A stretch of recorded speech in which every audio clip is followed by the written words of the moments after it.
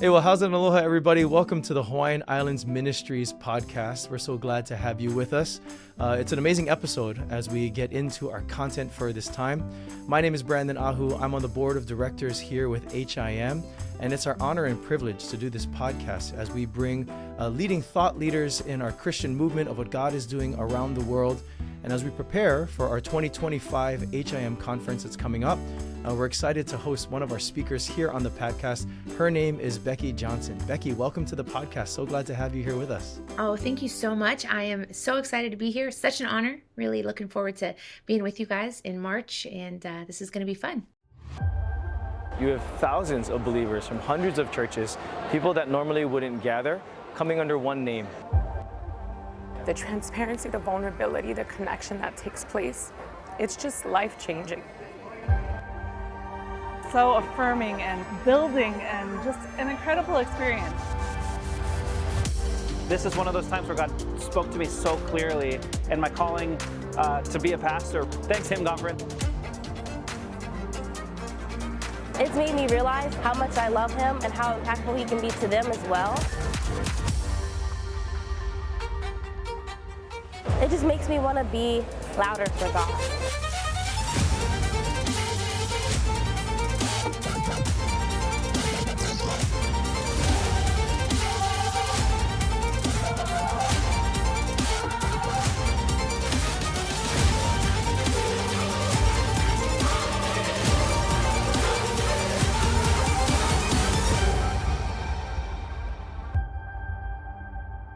It's going to be a really good time.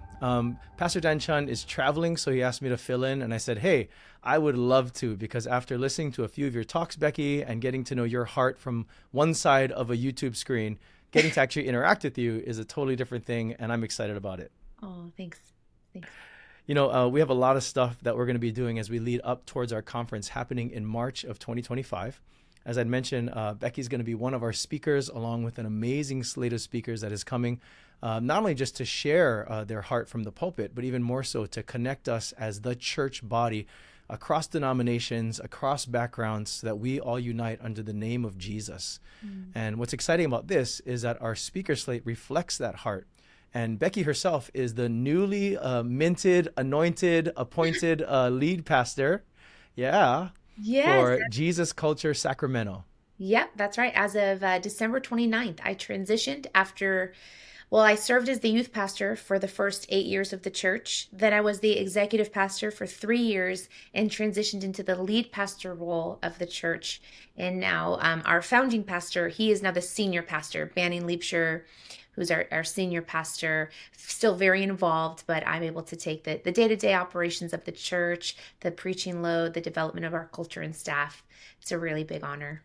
Let's go, Becky. Yeah. Well, in Hawaiian, the word for woman is wahine, and the word for power is mana. So it's good to meet another mana wahine that is in the kingdom of God, pushing things forward.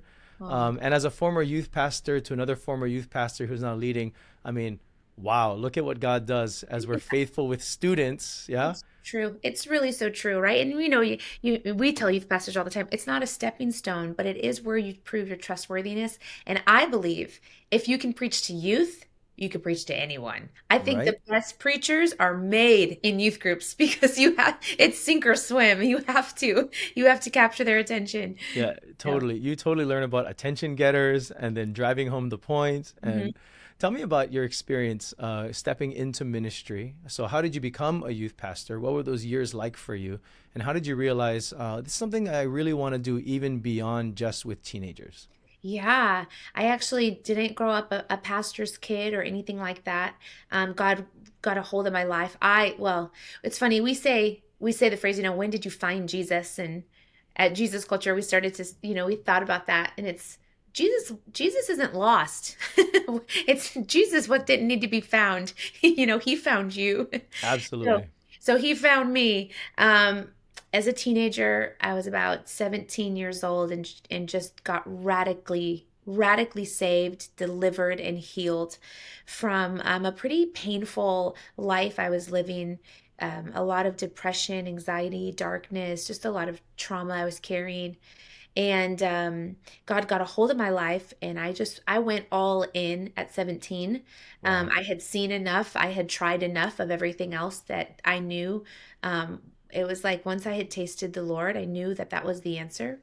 So I just started running hard after him, the tail end of high school, and I learned about Bethel, a school of ministry called Bethel School of Ministry in Redding, California. I was living in the Midwest at the time in Indiana, just a small town in the state of Indiana. Sure. And so I drove 3,000 miles across the country. No one had ever left my hometown in my family. Nobody had Wow. ever ventured out. And at 18 years old, I packed up my car and I drove 3,000 miles, 5 days across the United States, and landed in Redding, California. And I attended the school of ministry there. And I still did not think I was going to be called to ministry. I just wanted more of God. And I thought this would be a great place. Although it was a school of ministry, for me, I was hungry for identity, the word, and just a Christian experience. And so I never had intended to go to ministry. I didn't think I could because I had never, I thought you had to be from ministry. I thought I thought it was a generational thing, honestly. If I'm not from a pastor, if I'm not a pastor's kid, I can't be a pastor. And so in the school of ministry, I got connected with a ministry called Jesus Culture, which, now a lot of people would be familiar with. It was music at the time. It was a worship movement that was coming out of the church Bethel. So getting connected to Jesus Culture, I began to, just like every good, young, hungry person, I started interning. I just started to Yeah. intern through the program there.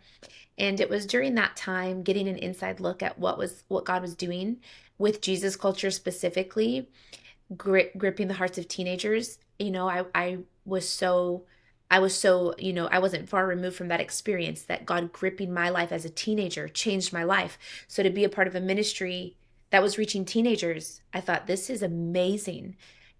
And I just thought, wow, I wonder if I could help. I wonder if I could even help. Just I'll fold, I folded pamphlets for conferences. I'll send emails. I'll clean the bathrooms. And so I just really started to serve, with no intention of being on the front lines. So I'd finished the school of ministry. I was interning with Jesus Culture, and they approached me eventually, and said, "Would you like to be on staff with us?"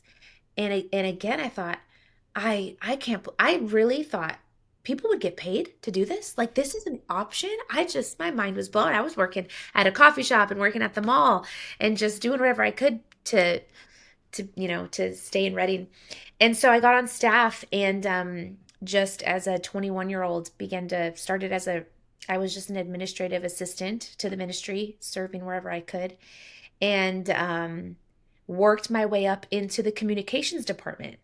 And they found out that I had a knack for writing and organizing teams. And so I kind of worked my way up, and I eventually became the communications director for Jesus Culture.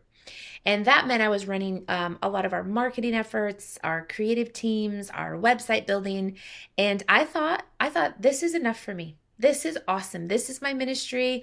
I'm growing in my leadership. I'm reaching people. Never once thought I had never preached. I'd never thought I would preach. And I thought, this is so great. I felt so blessed. Well, in 2013, I'd been running with Jesus Culture now for about 5 years. And in 2013, they decide the founder of Jesus Culture, he was Bill Johnson's youth pastor for 19 years at Bethel. Wow. And his name is Banning Liebscher. So he and his wife, Banning and CJ, approached our team and said, we feel called to have a local expression of what God is doing in Jesus Culture. We want to plant a church in Sacramento, California, and we want you to come with us. And my husband and I said, absolutely, we will. My husband was leading worship at the time with Jesus Culture. And I said, that'd be great. I'll be a communications director of a church. And that is really cool. And so we moved from Redding to Sacramento. We planted the church. And as everybody's filling roles and the church is starting, Banning, who approached me and said, we need a youth pastor.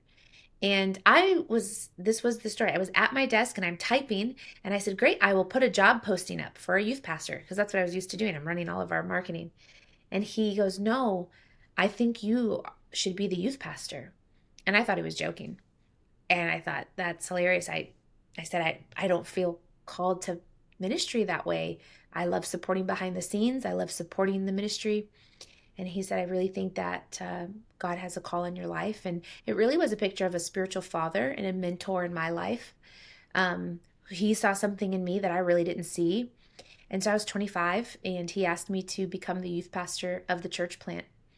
And he said, just try it. Just try it out. And I did, and I never left. And I fell in love with it. I fell in love with preaching. I fell in love with the next generation.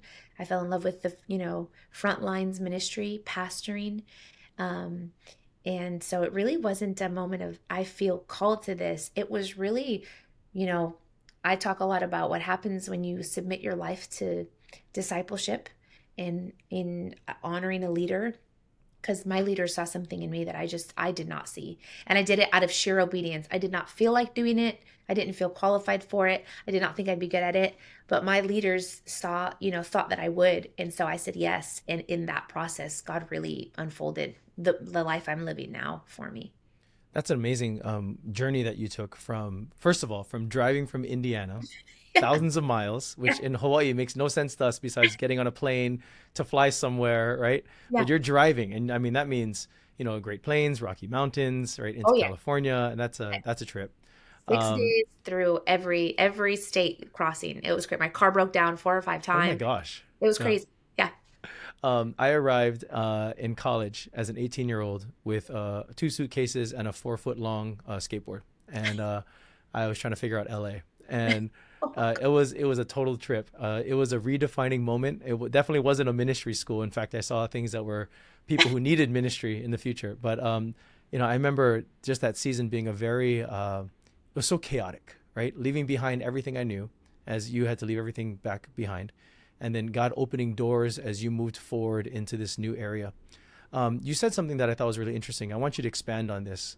You talked about just having this yes kind of heart, if you want to call it that, right? Mm-hmm. And whether that was, hey, I'll fold bulletins, I'll clean bathrooms, right? I'll help in whatever way possible because God is doing something here. Mm-hmm. And then eventually that becomes a communications director, right, within the ministry itself, to eventually the church plant. And I don't know much about youth, but hey, I'm going to try, right?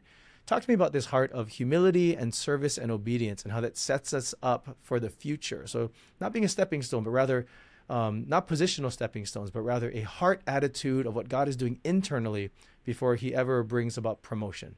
Yeah, it really is. I think, because so many people are surprised by my story of now, the lead pastor of, a significant church in the nation and a movement coming from, again, an intern, like, wow. And I'm not blood related. It's not nepotism. It's like, how did that happen? And I really, in every season of promotion, it came out of extreme submission. And I know women don't like that word. And I didn't even know women didn't like that word until I got in the church. I was like, oh, submission's a trigger word for women. I did not know that, And so that's been a fun journey for me because I'm like, well, I don't have my story without submission. And it was ultimate submission to the Lord. But yeah, I think for me, the Bible is clear about this, that on the other side of obedience is reward. Who can be trusted with little can be trusted with much. I think that promotion flows from honor. I think that was something that's really, I have found in my life that, we see this with the life of David, he would not touch the Lord's anointed and would honor at all costs.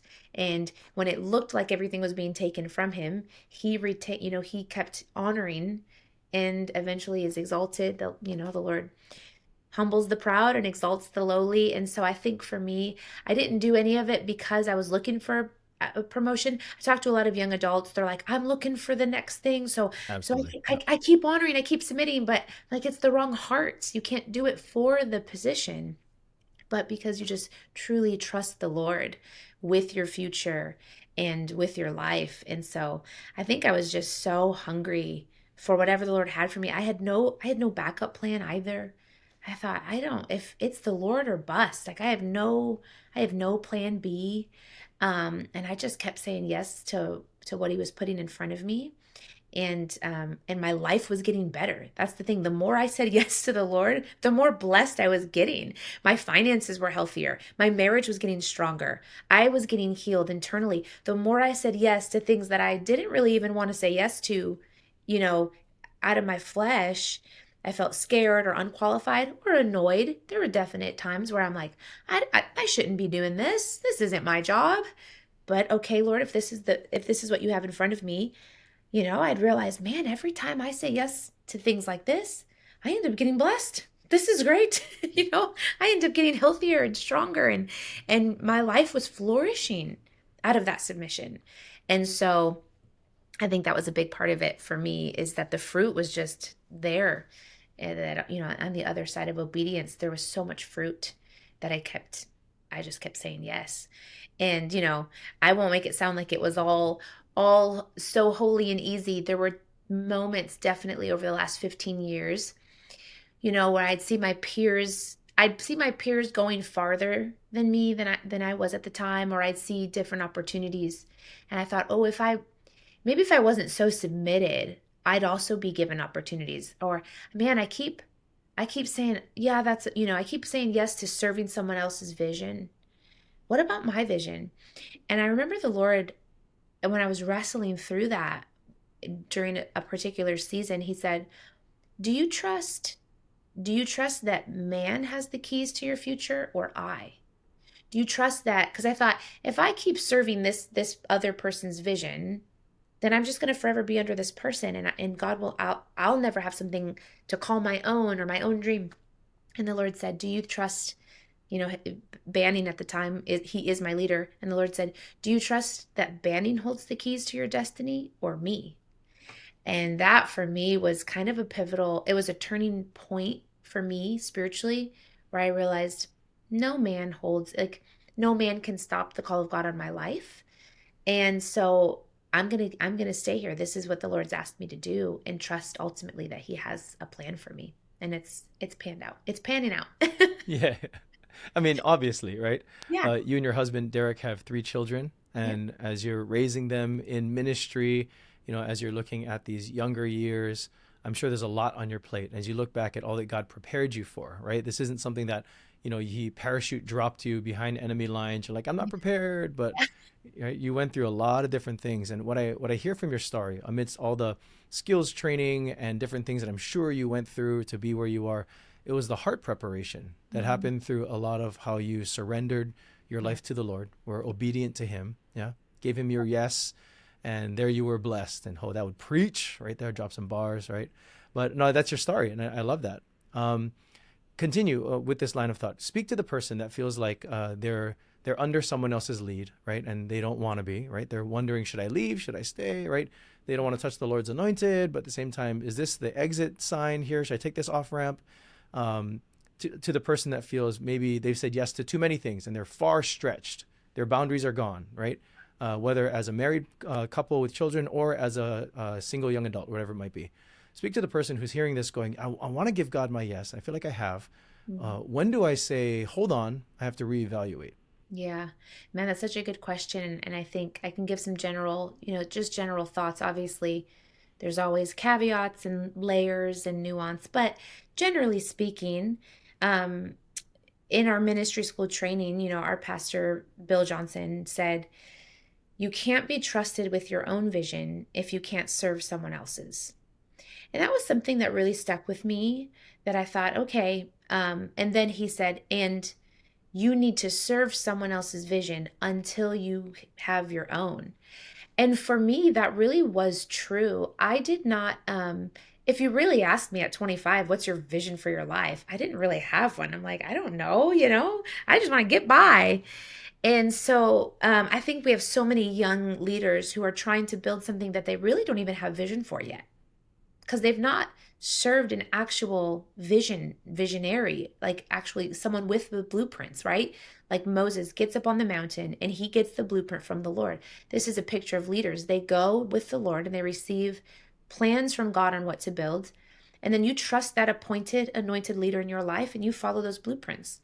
And so I think yeah, it just takes time to get there with the Lord, to get your own blueprint. And so for me, I think in serving someone else's vision is where I really worked out the practicals and the heart stuff on how do I hear from the Lord? How do I get my own vision, and so I think, you serve someone's vision and be really honest with yourself. Like, do I even have something of my own that I want? Do I have a vision for my life? Has the Lord given me a blueprint on what he wants me to build? Because I mean, for a long time I couldn't have said that. I'm like, no, I'm the blueprint the Lord had given me was to serve Jesus culture. That was the only thing I had heard from the Lord. And I counsel a lot of people in this situation too. And when I ask them this question, they can't answer it. If someone was wanting to leave or transition, often it's because they're frustrated with the pace of something. There's some internal things to get worked out there. But I say, what's the last thing the Lord asked of you? And often, more often than not, the last thing the Lord has asked of them is to be in the position that they're in. And so then I say, okay, has the Lord asked you to move on? And until we can really, genuinely, truly say, the Lord is asking me to move on, then you need to stay put. The Lord never asked me. And I wanted to leave many times. Oh my gosh, there was a fence to work through. People are messy. 15 years in one ministry is a long time. It is. It really is. And, and people ask often like, wow, what's kept you? And honestly, it's the Lord never asked me to move on. And I think a lot of our young leaders, sadly, I think a lot of people leave churches because they are frustrated, but it's not what the Lord has asked them. So really make sure that you know what God is asking of you. And then for those that feel, they're so stretched thin, how could they possibly say yes to more? Healthy boundaries are good to learn. And you definitely, I think the best answer I could give would be to let someone else in who is older and wiser. In moments where my husband and I felt stretched thin, we got with really seasoned couples, not like 2 years older, like decades older, people who were at the end, who had finished well. And we would say, can you take a look at what we've said yes to and our family calendar? Is this wise? And those were always the most fruitful conversations because people were able to speak in, from years of experience and say, you got this. You're just being a baby. Keep going, or, and we needed that Yeah. correction sometimes with the Yeah. rebuke of, you're fine. You're not burning out, or you have definitely stretched yourself thin. Yeah. Here's what you could say. Here's what you can let go of. But making those decisions outside of good covering and wise, godly counsel, I think will make the wrong decisions.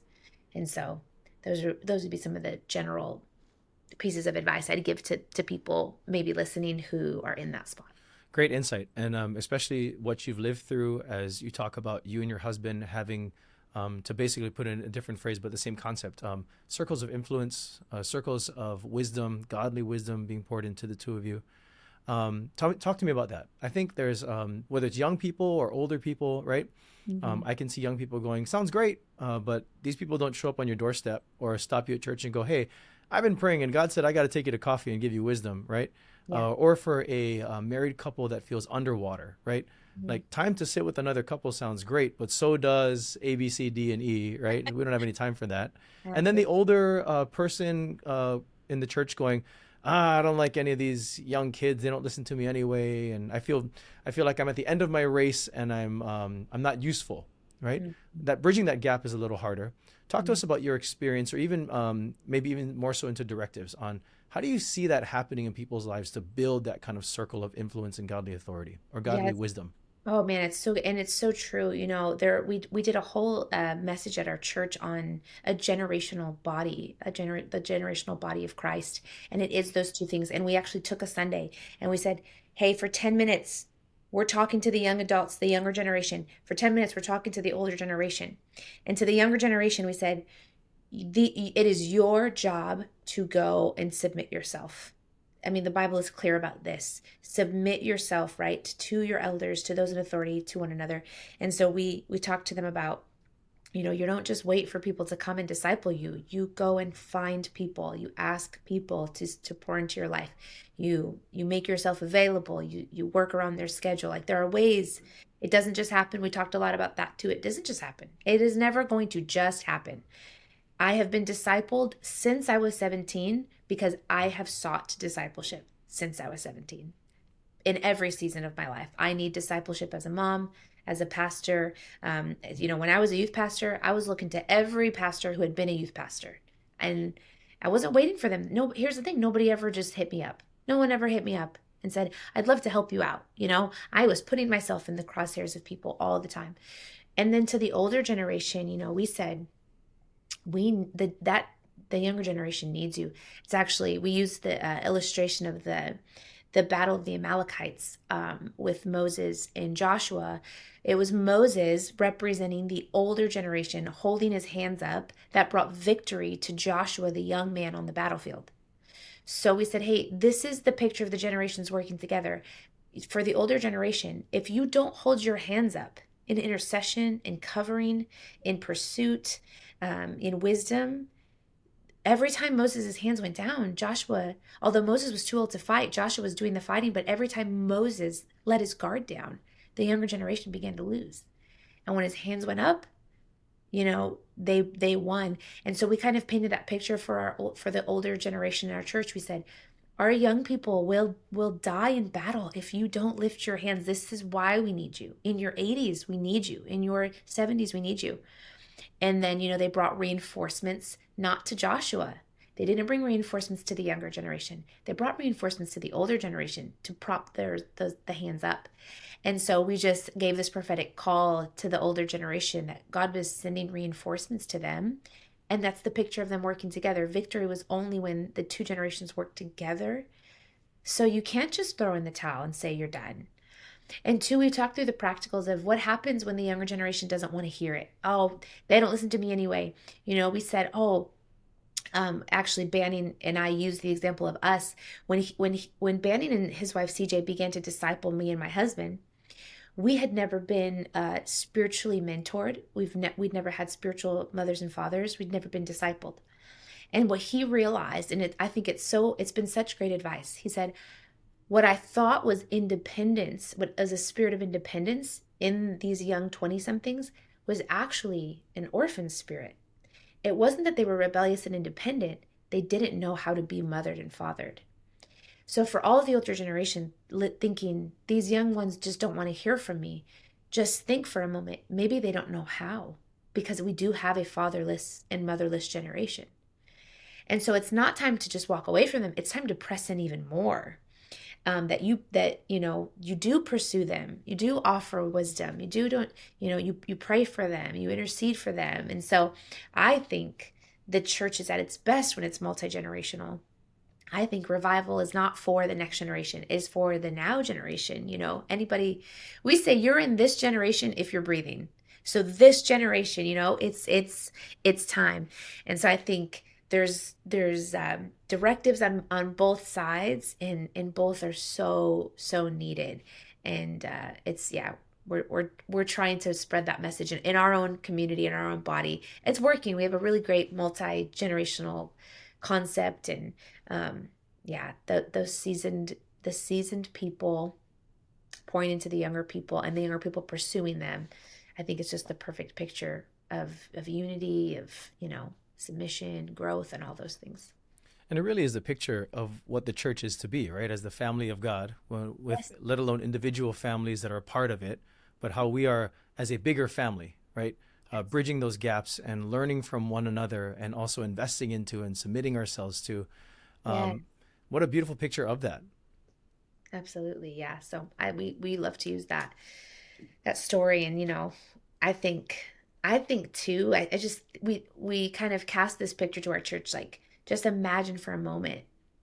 We said, the church we see is generational. Just imagine for a moment all of that working. Think of what we could accomplish. Think of the kingdom we could advance if we have these, if we have the Moses and the Joshuas working together to see victory. That's exciting. It's a beautiful picture. Yeah. I think as we look to empower the older generation, right? And then ask the younger to, initiate, bridge that gap, right? Pursue discipleship. I like your insight about not just a stubborn rebelliousness, independence, but even more so like this orphan. I'm not sure how to do that. And maybe Yeah. that's a big part of, the way that we were spiritually raised or the different environments we were in. Absolutely. Becky, can you speak to the person that feels disqualified from having to bring anything to the table? So maybe it's the older person that says, I've been through so much, and like I don't want them to be like me, right? Or the younger that says, who would actually want to invest in us? We're so messed up. If Yeah. anybody really knew, or that shame overriding anything that actually could happen. Could you speak to that?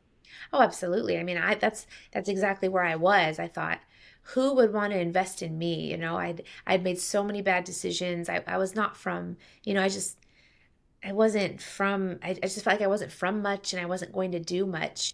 And I mean, we know this, like the Lord has a purpose for every single one of us, and it's not your past that defines you, but it's Jesus's blood was shed to redeem every shameful decision we've ever made, every sin, every past memory that we don't want to, really admit to. So I'd say you do have a purpose. You do have a unique destiny and calling, every single one of us.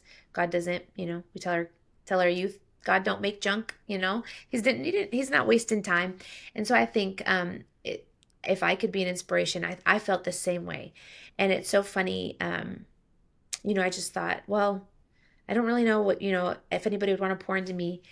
And as I started to get discipled and I pursued those relationships, I wanted fruit in my life. I didn't know how much fruit I could bear, but I just wanted fruit. And so I, was taught, you look for the people who have fruit that you want. So I looked at a couple, I'm like, they have a healthy marriage. I want a healthy marriage. I'm going to go ask them to, pour into me. And one of the couples along my journey said, wow, Becky, you're just really good soil. And I thought, what does that mean? And they said, well, you do something with what we tell you. There's people who don't do anything with what we tell them, and it's not good soil. And I just kind of made it my life's mission. I'm going to be good soil. I'm going to be a good investment. Which means when you give me advice, I'm going to do it. I'm going to go and try my best. For discipleship, I tell people, if I'm giving you the same advice 3 meetings in a row, I'm not going to take the 4th meeting, because you're not good soil. If you're not going to do anything with what the time I'm taking, the investment I'm giving, then we're going to move on. Yeah. And so we tell our young people, go be good soil. Just go and absorb the advice, absorb the wisdom, do something with it. Come back, just like the talents, right? The parable of the talents. I took what you gave me and I did my best to multiply it. And then for the older people who feel like, don't be like me, that's exactly why we need your advice. Tell us all the mistakes. I mean, you're That's more true. qualified. You're more Yeah. qualified than anybody. And I think that too, we'll have couples in our church who feel, I can't give parenting advice. My adult children aren't following the Lord. But you think, well, think back on the decisions you made and what would you have done different? And that, that doesn't disqualify you. And so I have found some of the most helpful conversations from those types of people who they've lived a life, they've had some experiences, and they're able to, that's a great way to have redemption in your life too, that other people wouldn't have to make the same mistakes, that the younger generation, you'd really be able to give wisdom on the pitfalls to avoid, and don't take that route. I already did. It doesn't work out. So yeah. Everybody has something to offer for sure. Gosh, I love that. I love the idea of, hey, even in the midst of our failures, or what you might consider your failures in your history, your past, God can totally use that. Oh. And God can speak through you in your experiences, both good and bad, to help and empower others. Absolutely. And if, we're thinking you have to be perfect, then we've eradicated most of our heroes from the Bible, right? I'm like, right. Gosh, David. Yeah, that's it. Yeah. Paul, Peter. Yeah. It's almost like we don't need another Jesus. We got the only one we need. Exactly, yeah? exactly. We need people that want to follow him, even in the midst of their hard-headedness and stubbornness and all of that. And think about it. When I consider what I've been through as well, like there's people that I've learned from, both the good and the bad, and some of the best things I've learned are from their mistakes. Absolutely. And they didn't come to it with, hey, don't be like me. It wasn't that attitude. It was more of a, I'm so grateful God can still use me in spite of those things. And then I asked them, because of relationship, can I just be, direct? Yes, because of your relationship. Like, how did that happen? Like, walk me through that. And I say there's no judgment. Just help me to understand. And to be honest, some of my biggest conversations were centered around that line of understanding. Yeah. And Yep. it's helped me a lot. Oh, absolutely. To see the path that didn't work out, it's really insightful. So I think, man, that probably is really speaking to somebody right now listening. I'm sure that you just think it's just too battered to offer anybody wisdom, but I think that's some of the best wisdom and a really beautiful way. I know for me, when I'm able to share my past, even though, I feel, man, some of it feels so I wasted so many years.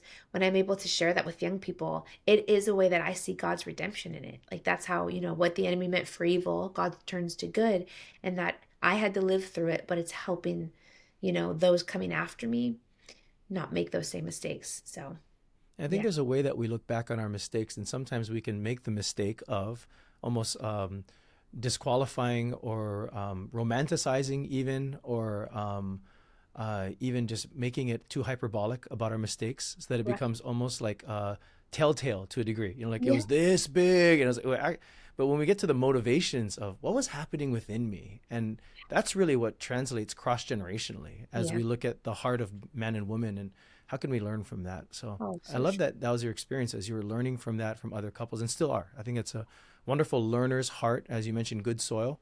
As you Mhm. mentioned that, I thought, man, what a great way to consider, yeah, as you're receiving wisdom and insight from people, that good soil takes that and does something with it.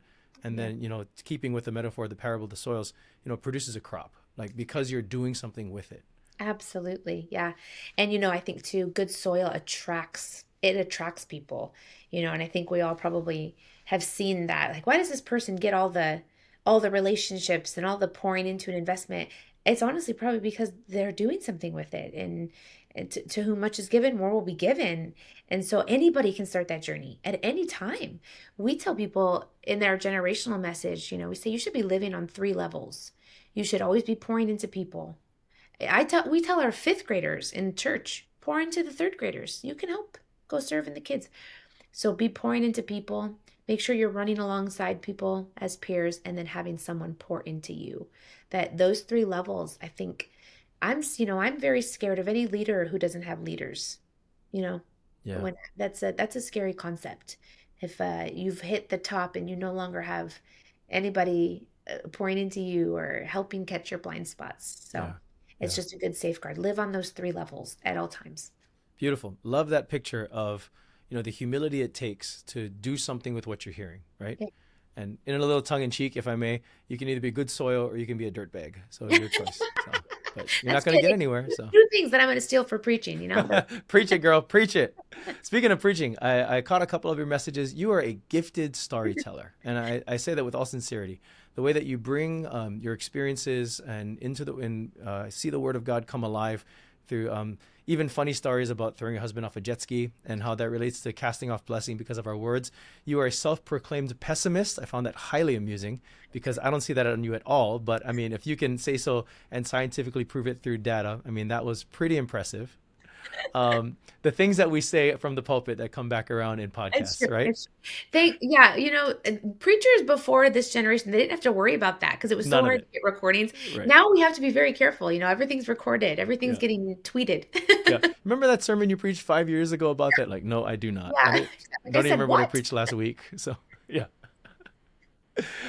Hey, talk to us about this concept, especially as we lead into this conference. This year's conference's theme is Hope Does Not Disappoint. So, as Pastor Dan Chan likes to say, HDND. So, I still think Home Depot, Notre Dame, but still, hope does not disappoint. We all need hope, and we all need hope in different ways.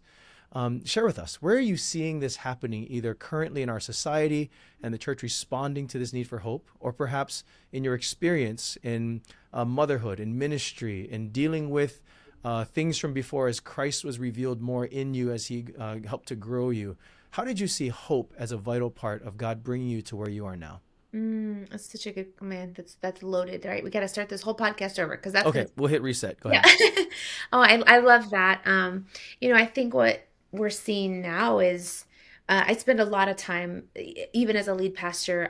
Right now, I have an audience with the next generation. Probably from the ministry I'm from is, very known for youth ministry. But I have an open door. I do a lot of youth and young adult events, and I mean, and I want to stay connected to what's happening in the next generation. We believe deeply in youth ministry at Jesus Culture. Again, probably because we started as a youth ministry, but when you look at the next generation, I think. Man, it's like because they're in information, like we're information saturated, so we just know everything. We know more than we've ever known. So it's like a statistic generation. They know the statistics of how depressed they are. They know the statistics of how anxious they are. They know the statistics of how social media has affected them. They know the suicide statistics. They know the abortion statistics.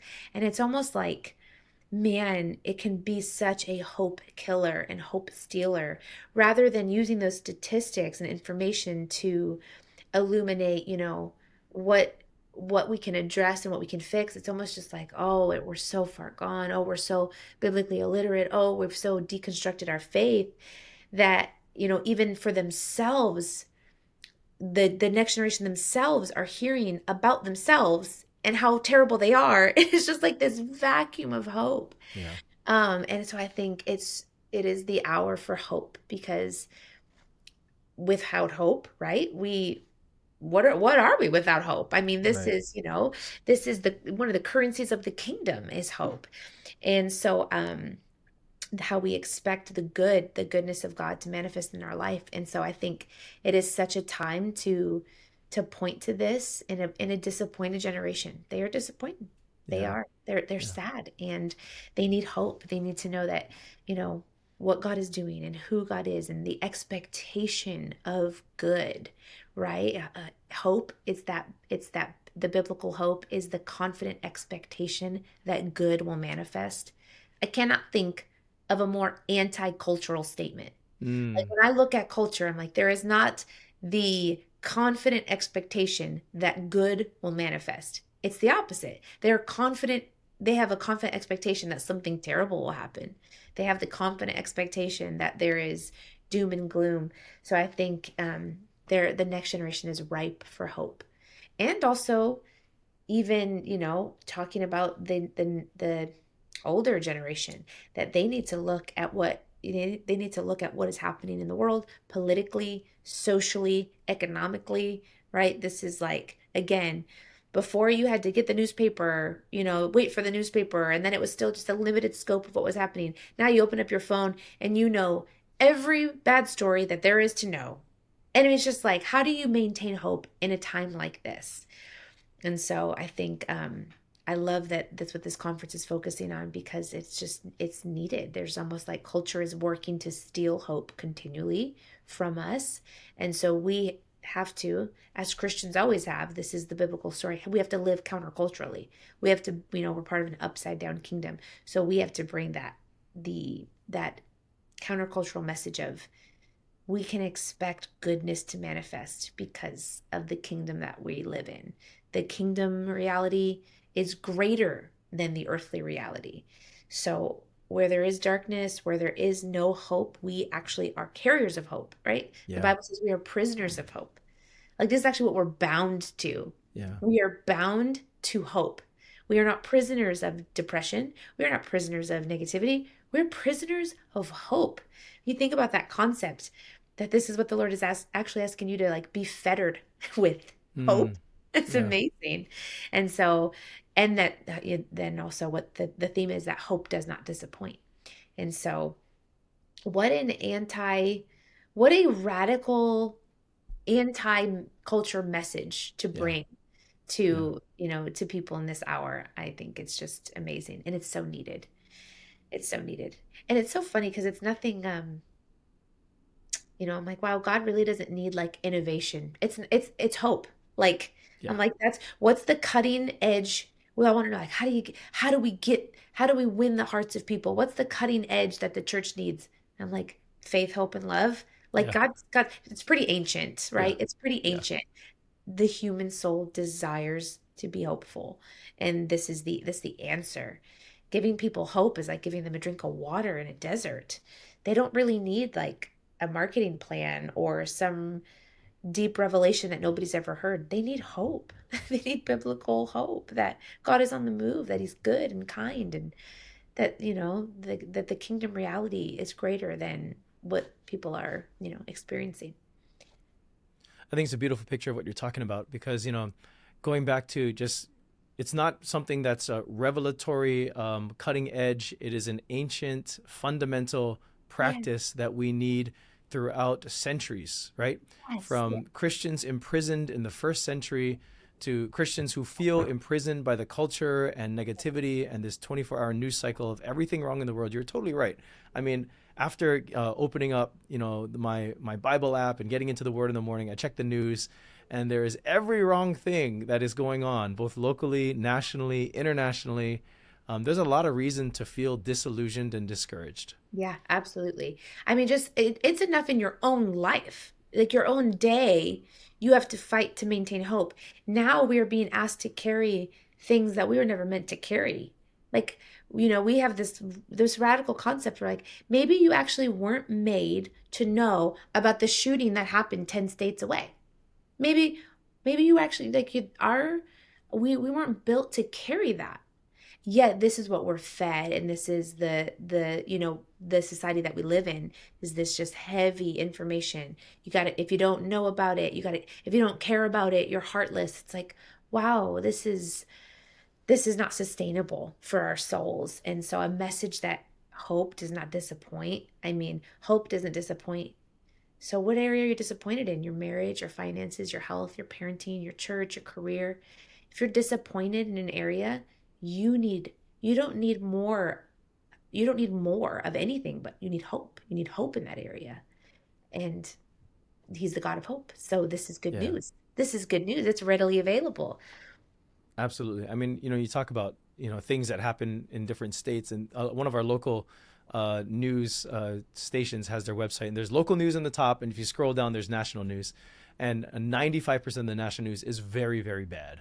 Yes. And it's things that are horrific that make you, it's clickbait because they want you to, right? There's engagement, drives ad dollars. And, as I read these stories, my heart sinks because it shows the depravity of the human soul. And I am no better for reading it than I was before, right? Exactly. It just reminded me that as humanity, we are very broken. Yes. And, it should motivate me. And I underline should because it doesn't always, to remember that we need to be reaching a broken world and the hope that comes because of what Jesus has said. Yeah. There's this verse in Hebrews 10 that reminds us that we hold unswervingly to this hope that we profess because he who promised is faithful.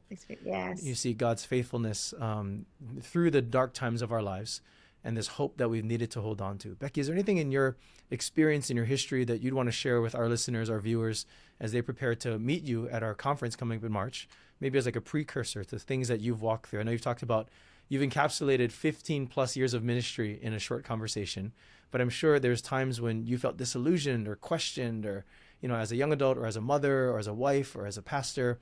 Is there anything where you've seen hope really need to help you as it did not disappoint in the midst of a disappointing season? Yeah, absolutely. Yeah. Gosh, I could think of many different seasons that I've had to really stand on nothing but hope, right? That, again, it's like the confident expectation that God's goodness will come. But most recently, we had a 3-year season with our daughter, our oldest daughter, where she was, she had undiagnosed and untreated asthma. And so for 3 years, we didn't know what was going on. It took, she got sick. She was sick for 3 years, and she was in the hospital about 15 times within those 3 years, on oxygen. She was eight years old, oxygen tubes in her nose, several ambulance rides, tests, x-rays, specialists, diagnoses, misdiagnoses. So for about 3 years, it was awful. And it was the darkest thing I have been through to date. And I've been through some pretty dark things. And, for any parent listening, it's the worst nightmare, your kid being sick and you not being able to control what's going on. And I mean, the only thing that got me through, and some of the moments were so intense and so scary and so threatening, that, man, I was angry and I wanted to Yeah. throw in the towel, and I was mad at God, and I wanted answers, and I wanted to just be over. I just so badly I just want this season to be over. And when I look back in the moment, you're so overwhelmed. You don't even really know what's going on. But now that, we're 2 years past that season, thankfully, and God has done such a miraculous work in her body. But when I look back on those 3 years, I think, how did I get through some of those days? How did I get through some Mm, of those weeks in the hospital? And it was opening scripture. And it was just, I read nothing but hope. I mean, every word was saturated in He's good. He is faithful. Every story was remarkably hopeful. Everything. Even Lamentations, I'm like, mm, everywhere I went in the Bible, I'm like, oh, you are good, you are kind, you are merciful, you are with me. mm, And I think it was actually, I feel like I learned what Jesus meant when he said, you actually don't live by bread alone. You actually live, you're sustained on the word of God. And it was hope. It was, she's going to be okay. We are going to be okay. God is, faithful and true. And that is the hope that I stand on. And so I think it really is what got us through, and we can, how we're able to come out stronger. People walk through those kinds of seasons and they don't come out of them. mhm. People walk through Yeah. those seasons divorced. Yes. People walk through those seasons, they deconstruct their faith. People walk through those seasons and they're on medication for the rest of their life. We walked through that season and we're healthier and stronger than ever because we clung to hope. We just clung to it and refused to buy into fear and despair and disappointment. And as we stood on hope for 3 years, shaky, needing help, but we stood on hope. I could say that coming out, hope didn't disappoint. Wow. Like, that's Yeah. we're not disappointed. We're so filled with even more faith of who God is and what He can do, and it was a miracle. And so I think that's probably my most recent journey with it, where it became visceral. Like, it actually became something I actually tangibly need to hope. Sometimes right, just to get through the next hour. I need hope to get through the next hour of what's going on with my child here. Yeah. Yeah. Thank you for sharing that with us. I'm Absolutely. sure that that is such a difficult, and that's an understatement of a time as a mother, Yeah. as a wife, as someone who's caring for other children, as a pastor, in different hats you wear. Yeah. But well, I really appreciate how you acknowledge that these kind of seasons can definitely go one way or the other. Yes. And as you and Derek chose to go one way, tell us more about that. Yeah, I think honestly the difference maker was, when I think about that, well, why did it goes one way or the other, really. It's not neutral. Hmm. And I think the difference maker was, now that I think about it, was hope. Is that I chose to put my hope in the Lord. I chose not in, the reports were coming. Maybe this is wrong with her. Maybe she will always live like this. And as those reports came, we can either put our hope in that report, or I could put my hope in the Lord. Our finances were getting hit, hospital bill after hospital bill. Sure. I could put my hope in my money to get me out of this, but I had to put my hope in the Lord. Yeah. And so I think the difference maker of coming out of those seasons is where do you put your hope? I couldn't even put my hope in our marriage. I Mm. can't put my hope in that, because if I had to put my hope in the Lord, that He would bring us through that as a husband and wife. So really, now that I'm thinking about it, it's wow, it really was the choice that where I put my anchor, right? Is that I'm going to hope in God, in Yeah. God alone. If I may, just to push Yeah, this a little further, absolutely. it almost sounds like, as you're describing it, that hope is a time where God really shakes these things that can easily become idols in our lives, right? For better or for worse, our health, our money, even marriage can be an idol in the church and society. And all these things are not bad, right? They're good things: health, finances, provision, marriage. But this crisis really was a shaking point to say, where is your confidence? Where is your stability going to be? And Becky, you and Derek had to choose both individually and collectively together in your oneness and your individualness of, okay, where are we going to place our hope? Can you speak to someone who might be in a similar situation where, boy, their hope is being shaken or their life is being shaken? They're trying to hold on to hope, but that deconstruction alley is looking very promising because of the reality they're going through. and they're so disappointed in the prayers they've prayed and haven't come true. And you want to just speak to their heart pastorally. Go ahead. Yeah, I would say that, you have to be really, really careful. You can't even put your hope in your feelings, right? Hope is like, where are you placing your confidence? And you have to understand your feelings are great indicators of where you're at, but they're terrible gods.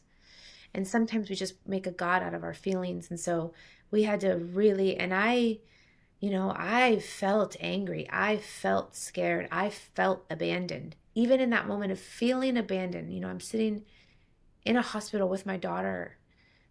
She's 9 years old. There's literally oxygen tubes in her nose. And I am so perplexed. I have served God. I have devoted her to the Lord. We're pastors. We've tithed. We do all the things. There's no sin in our life. I had to choose. I feel abandoned by you, God. But that's not what the word says. So I don't feel you right now in this hospital room. But I do it's a choice. It's a deliberate choice of where you place your hope. Here's the thing. You are placing hope. I think that would be what I would advise people. It's not that, well, I just don't have hope. You do. You just have it in the wrong thing, and that's why you're disappointed. The word says hope doesn't disappoint. Hope in God, right? So if I were to put my hope in that moment in what the doctors were doing, well, I would have been disappointed because I know that's limited. Yeah. They didn't know what was going on. So I had to continually take my hope and place it in the Lord, even when I didn't feel like it, even when it wasn't easy. So I think if we look at it that way, that recognize your hope is in something. It's not just that you don't have it. You actually God has given it to you, and you get to choose where to put it. I think that's important to recognize too, that we're not victims of where we place it. We are powerful choosers of where it goes. So making sure that you do the things, you actively do what you need to do to place your hope in him, which for us was a lot of scripture, a lot of calling on community to speak truth over us when we felt lost, when we felt confused. We couldn't have done it alone. A lot, worship times and presence and taking communion. It was funny. I thought, I'm having to do all the things that I pastor and counsel people to do in times of crisis. Like I had to go and do them. And it was a moment to go, do I really believe this? Do I really believe this is going to work? So you are powerful and you are able to place your hope wherever you want to. And as we're saying, the only place that you're going to put it where it won't fail is in the Lord. Yeah. No matter what your feelings, no matter what your circumstances are, no matter what your feelings say, if you place your hope in the Lord, he's, as the Psalms say, you will not be disappointed. Those that put their hope in the Lord will not be ashamed. They'll never be put to shame.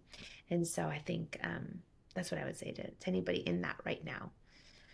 That's a amazing insight. I love how you're sharing that, because you're talking about when life happens and when things just happen in life that are beyond your control, right? That you can feel like a passive actor in what's happening because it's happening to you. But you're emphasizing that in the midst of things that are happening to you, you have an active role to be an active player in what's happening. Where are you going to place your hope? Absolutely. Yeah. So, for any, if you're a medical report, right, a bill even, bills come and that's one of the things that just gets people like, oh, I just have debt. Yeah, but if your hope's not in money, that debt is less threatening.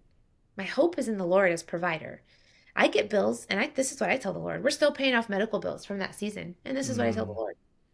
Well, actually, the Lord told me I'd put them all on a spreadsheet. I'm very type A, so I'm making a budget. I'm like, okay, this is the monthly plan that fits in my budget. And I thought, I'm going to be paying these bills off till she's 18. This is crazy, and it feels like a weight. And the Lord said, well, it's not your bill, it's mine. Your life is mine, so your bills are mine. Do you trust me with that bill? And I'm like, what do you say to that? What do I say to the Lord? No, I'll take this bill. I'm like, great, Lord, it's your bill. It's your bill. Yeah. And he has paid many of those bills off. We still have more, but he has miraculously, through stories that would take too long to even share. That's amazing. Yeah. And so, we're in a building project for the church right now. We need $12 million. Yeah. Like, it's, Lord, you said you'd build your church. Yep. So I don't actually have a ton of hope in the pledge cards that come through or in the campaign but I have so much hope that if the Lord wants this building to be built, that's his bill. Yeah.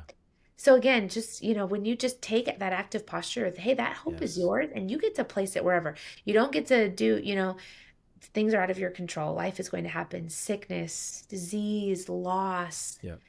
all of these things will happen, but the enemy can't control your hope. Right. You get to place your hope where it belongs. So.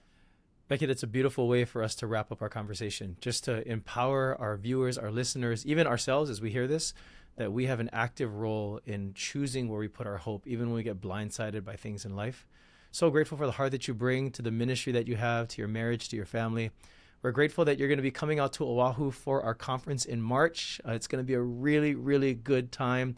We have a full slate of speakers along with Beth Moore and Russell Moore, no relation, Grant Skeldon, yourself, and many others. We're really excited to have you with us. So thank you again for being on our podcast and also for coming live in person as we get to meet and greet with you and your family. It's going to be a wonderful time. Such an honor. This was so much fun. Thanks for having me on here. And it was just great chatting with you. I can't wait to meet you and see the beautiful scenery in Hawaii. Oh my goodness. It's going to be amazing. Guarantees. Hey, if you enjoy this podcast and you love hearing from different Christian thought leaders, pastors, thinkers, consider supporting HIM. We love your heart to partner with us for what God is doing. And even better, come see us at the conference. We'd love to have you for this year's Hawaiian Islands Ministries Conference, March 2025. Hope does not disappoint. On behalf of Hawaiian Island Ministries and our guest, Becky Johnson, I'm Brandon Ahu. God bless you. Thank you again for being with us. Aloha.